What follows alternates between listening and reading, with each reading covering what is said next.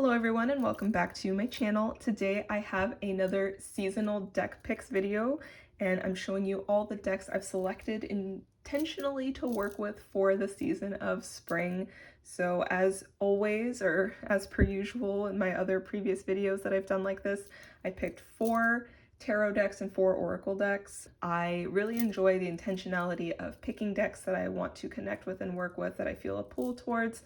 Not to say they're the only decks I work with throughout the whole season, but they're the ones that I'm feeling a connection to for one reason or another.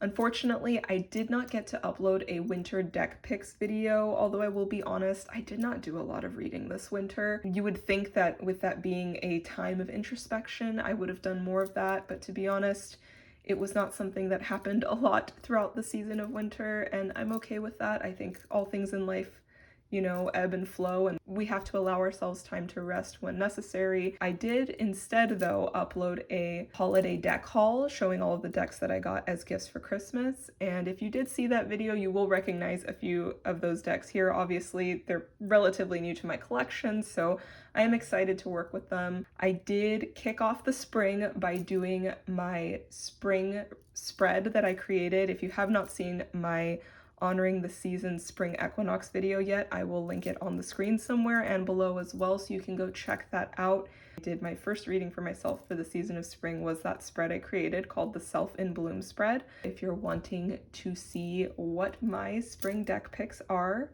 keep watching and let's get into it. Okay, so we're getting a little crazy today and we're going to start with oracle decks this time. I usually show my tarot picks first and then oracle, but today I'm going to start with oracle. With the season of spring, I think of femininity a lot. I think of feminine decks, feminine energy. I think that nature is in bloom, which is a very feminine act in my mind. Nature is reawakening and rebirthing, and so with that, I thought the Healing Waters Oracle by Rebecca Campbell with artwork by Katie Louise was a no-brainer. This is without a doubt the most feminine deck in my collection, and I think that's why I felt so drawn to work with it in the spring season.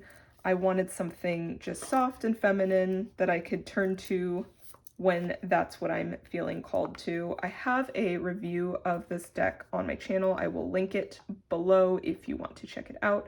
Really cool packaging. I won't get into all of that, but I love the softness and femininity of this deck. I think it's very beautiful, and I think these types of messages are going to be just what I need in the spring. It's very healing, it's very nurturing. The guidebook has really lovely messages in it, and I just think this artwork is so stunning. This is one of my favorite cards, Isle of Avalon. So beautiful. This deck I absolutely love working with, and I don't read with it super often, but every time I do, I just find it to be so beautiful, all the messages that come through. So I highly recommend this one, and it's definitely one I'm going to be working with throughout the season of spring. So that is the Healing Waters Oracle. Next up is the Find Your Light Inspiration deck. So I've actually had this deck in my collection for several months now, and I just used it for the first time when I did my Self in Bloom spread for myself. When I did that reading a few days ago, I pulled this deck out and used it for the first time, and oh my god, the messages were so beautiful. This is another feminine deck. It's very different energy than the Healing Waters. This deck has angels, mermaids, and fairies in it, so again, very feminine. I mean, look how beautiful that is. There is some really sweet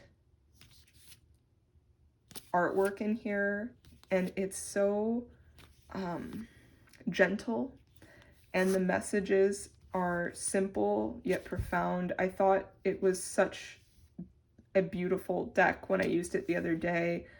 Look at this. It's just beautiful. It's simple yet powerful, which seems to be something I really gravitate to, because I feel like if I had $1 for every time I described a deck as simple yet powerful on this channel, oh my god. But I think it's really beautiful. I love the messages, and I love these simple little, another thing, if you know me at all, if you've watched any of my videos, you know I love a good mantra. And everything is either I feel, I will, or I am. I love this. I just love this. I love the idea of pulling one of these cards and having that mantra, like I feel nurtured. The little guidebook, it's just one of these little guys. It's perfect though. It's just enough. I love the idea of having these mantras and sort of carrying them with you. So a really beautiful deck. I don't know when this was published. I think it's an older deck. 2018 is what it says on the back, at least for this printing of it. So a really sweet, soft deck that feels absolutely like spring to me. And so maybe that's why that was the perfect time to work with it, was for my spring reading for myself. So absolutely a great spring deck. Highly recommend it. This is the Find Your Light Inspiration deck. Next up is a deck that if you watched my holiday deck haul, you did see it. This is the Tree Keeper's Oracle with the guidebook by Angie Sullins and the artwork by Stephanie Law. By the way, I don't think I gave credit here. The Find Your Light Inspiration deck is by Sarah Burrier. Want to make sure I do that. I don't see an artist name mentioned on here, so maybe she did it all. But anyways, the Tree Keeper's Oracle, this deck is so beautiful. If you have the Shadowscapes Tarot, it's the same artist, which I don't really know why the Shadowscapes Tarot isn't one of my tarot deck picks for spring, because pairing that deck with this would just be incredible, and I probably will end up doing that, but I was just feeling a pull towards different decks, I guess. And I feel like I have worked with the Shadowscapes quite a bit recently, honestly. I've had that deck a long time, but I've been working with it a lot, so I think I'm just kind of wanting to bring other things into the mix. This deck is stunning, and I think that this wouldn't be a typical, if you're looking at this artwork, it doesn't scream spring, but then you have these little, like this is very spring to me. I think it's the butterflies, the use of flowers and things like that. It's not maybe the type of artwork that one would typically associate with spring. You do have some shadowiness to it, but you know, the equinoxes are all about nature being more in balance. And I think that having some decks like this that you work with can bring a little bit, because this deck is not shadowy. It's not like a shadow work deck, but it has a lot of lightness. Like this is very much a springtime feeling card. But you have other things in here that kind of just bring a little balance into it. Not everything needs to be super soft, feminine, gentle, although this is quite feminine in its own way as well. But an absolutely beautiful deck. If you're into trees at all, if you're into like Fae energy, this has that energy. You would probably really connect with it if you're into any of those things. And that is the Tree Keeper's Oracle, so definitely recommend this one. This last deck is very special to me. I have had this deck for quite some time. It is the Secret Language of Light by Denise Jarvie, and the artwork is by Daniel B. Holman. This was the first Oracle deck I ever got for myself, and this deck is very special to me. This deck is just pure light, and I mean, the name would describe and indicate such. It's pure light, it's beautiful messages, it's very, the messages are very deep. There's a lot of funny kind of synchronicities that happen with this deck, and the messages that come through for both for myself and others. It's a really beautiful deck, and I think this is something that I think is really appropriate for the season of spring. So that is why I included it, and I absolutely love this deck. If you've never used it before, I highly recommend checking it out. And let me know if you want me to do a full review of this deck, because I've had it forever and I have not done one. So that is the Secret Language of Light. Now those are all of the Oracle decks. Let's go ahead and get into the tarot. Okay, kicking things off with the Ethereal Visions Illuminated Tarot deck by Matt Hughes. This is one that you would have seen in my holiday deck haul if you watched that video. This deck just screams spring to me.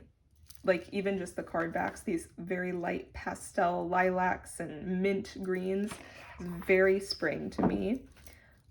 This deck has a very feminine, soft color palette and just style of artwork. It's very Art Nouveau, and it has that really lovely metallic gold foiling on each card, which just sort of adds this extra little bit of life to the cards. And I just love this deck. I think it's absolutely perfect for the spring season, and I've really enjoyed the messages that have come through with this deck thus far, so I'm excited to work with it more. I think it's really beautiful, and it's also a pretty close RWS clone, so if you're wanting something just slightly different, with, you know, a different artwork style, but still pretty easy to read if you understand the RWS system, this would be a great option, I think. So that is my first pick. This is the Ethereal Visions Illuminated Tarot deck. Next up, I have the Crystal Visions Tarot by Jennifer Galasso. So this is another deck that was in that holiday deck haul, but this deck is so beautiful. It's so ethereal and kind of magical feeling, and I love the color palette. It's a very different color palette than the Ethereal Visions, which is very soft pastel, very Art Nouveau, and very almost classic feeling, whereas this feels very like enchanted and magical. But in a different way, this color palette feels like spring to me, if that makes sense. And I think there's lots of butterflies in this deck and lots of varying colors and flowers, and there's just lots of things in this deck that feel like spring to me, but add this layer of magic and mystical energy that I think is really fun to bring into the mix for the season of spring. I think that this just kind of adds something different into the mix. Like, to me, this is very much spring, but it's different. It's different than you would expect in this weird way. So I don't know. I think this deck is really beautiful. It's got all kinds of mystical energies, and I love all of the clothing. It's so pretty. I love this deck. I think it's really a beautiful, kind of older deck now. It's been out for a while, and I'm glad I added it to my collection because I'm really excited to work with it, and I've enjoyed it thus far. So that is the Crystal Visions Tarot. Next up, I have the Tarot of the Golden Wheel by Mila Losenko. This deck, I already knew I was going to love it before I read with it for the first time. Just seeing the artwork online, I knew I was going to love this deck. But having read with it now, I really love this deck. It is just beautiful. So though I think that the color palette and the artwork and the overall energy does work for the season of spring, this is one of those more personal picks. Like, that's not why, like, though this is very perfect and beautiful for spring, this deck, I just feel like the messages are really easy for me to immediately connect to. Have you ever had a deck that when you read with it, the messages are just really easy for you to understand right away? And it's not necessarily because the artwork is anything in particular. It's just something about the deck you're just able to understand. Something just clicks. I hope that's making sense. That's what this deck is for me. And sometimes I find that decks like this, where I'm able to just connect to the energy and just it clicks with me and I understand it right away, they make me excited to do more readings. And I just think it's super beautiful, and I just love how I'm able to immediately pick up on why a card is coming up. It's just, I don't know how else to explain it other than if you've experienced it before, you know what I'm talking about. It's just certain decks, though I love all of my decks and I cherish them, I have many decks, and some of them are just like this one for me, where the card hits the table in front of me and I'm like, boom, I exactly know why this is here. So the Tarot of the Golden Wheel is definitely a deck I am excited to work with this season. And last tarot pick is the Magical Dogs Tarot, created by Mickey and Daniel Mueller. This deck I've actually had for a while. This deck is kind of a personal pick for me. Like, well, they're all personal picks, but meaning it's not because it feels totally like spring, although I feel like dogs definitely love the spring because it's time to get back outside more. I mean, they're always happy to be outside regardless of the weather, but the reason why this deck called to me was dogs. I'm a big animal girl. I love animals, and dogs in particular I have a special bond with. I love dogs, and I have a dog of my own, and I feel like this deck is not just like soft or nurturing, though it is those things. It's uplifting, it's encouraging, it's loving, because that's what dogs are, that's what animals are. And for me, dogs remind me of true unconditional love, because that's the way that they love their families. They just are pure of heart. They have no ill intentions. They don't have a mean bone in their bodies. They don't know how to be anything other than pure love, in my experience and in my understanding of them. And I think that for me personally, this is an energy that I love and understand, but it's also an energy that I think will serve me well in the spring season to connect to more through using this deck. I think that this brings a lightness to a reading, but like I said, an uplift, a happiness, because for me, dogs just make me happy. Like, I see a dog when I'm out driving in someone's car, squinting his eyes, looking out into the sun, and that just makes me happy. It does have great symbolism, and it is actually quite easy to read with, but I think it just adds that positive, uplifting energy as well. So that is the Magical Dogs Tarot. Okay, so that concludes my tarot and oracle deck picks for the season of spring. I hope you guys enjoyed my selections, but I would also love to know what decks you guys are feeling pulled to work with this season. Go ahead and comment below sharing what decks you're working with. I think that could be really fun to see what everybody else is working with. Not just me, but anyone else who watches this video. Check out the comments and see what other people are working with this season. If you haven't already and you'd like to, I would love it if you'd subscribe to my channel. I post about tarot and spirituality and would love to have you join along. Thank you guys so much for watching, and until next time, take care and be well and have a blessed spring. Bye.